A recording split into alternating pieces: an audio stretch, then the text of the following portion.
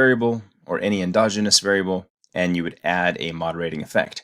Now that's not an option in here, so what they've done is actually way cooler. Let's add a moderating variable, something like learning orientation. And I'll just stick those indicators up there and connect this to the dependent variable and to this other endogenous variable, autonomy. But then I'm also going to click and drag to this line, and click and drag to this line, and so on, or to whatever lines you think it maybe moderates. I'm just making this up right now. Oops. And what you can see is it can be modeled the way we conceptually model it, which is by pointing an arrow at the line it moderates. That's really cool. All right, let me add one more line. Now I'm adding it to every possible path. You don't have to do that. It's just whatever you theorize. But when you're done, all you do is calculate PLS algorithm. Go ahead and run that. I'm on path weighting scheme. It ran. It provides standardized path coefficients for each of these moderated paths. Also, check this out. I learned something new. You can click on any estimate, any coefficient, and move it around. That's kind of cool. Make it a little easier to read. All right, next we'll go to the report and we'll look at the simple slopes analysis. Now you can see it has a simple slopes analysis for every single moderated effect. Those moderated effects also come up in the path coefficients tables down here. Learning orientation times participation, etc. But back to the simple slopes analysis. Red is one standard deviation below the mean, orange is the mean, and green is one standard deviation above the mean. What does this tell us? It tells us that the positive effect, it's positive because it's sloping bottom to top, left to right. It's sloping upward in this direction.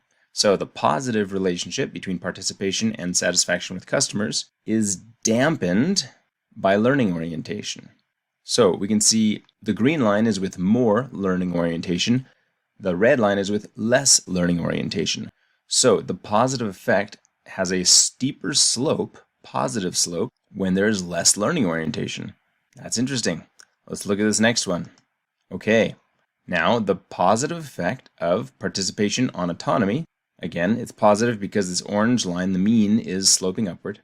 That positive relationship is amplified or strengthened by learning orientation. Why do I say that? Well, because one standard deviation below is kind of flat, and as you go up, the slope gets more steeply positive. Let's do this again. Repetition will help, no doubt. This is an interesting one, because it's not interesting. In this case, you see that all three lines are parallel. That means there is no real moderating effect. Even if you see a statistically significant moderated effect, which I'll show you in just a moment once we bootstrap, if the lines are parallel, that means there's nothing going on. Let's look at this next one. Again, this is a dampener. You can see the green line has a less steep positive effect than the red line. And ooh, this one's interesting. This one's probably the most interesting. This one tells us, if we look at the yellow line, that feedback has no real effect on satisfaction with customers. Maybe a very mild positive effect. It's almost zero. But when you combine it with learning orientation, the higher the learning orientation, we then create a negative effect. We're sloping down from left to right.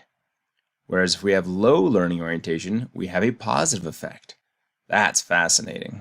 All right, now let's go figure out the p-values on these if we'd like. The way to do that is to go back, and we're going to calculate a bootstrap.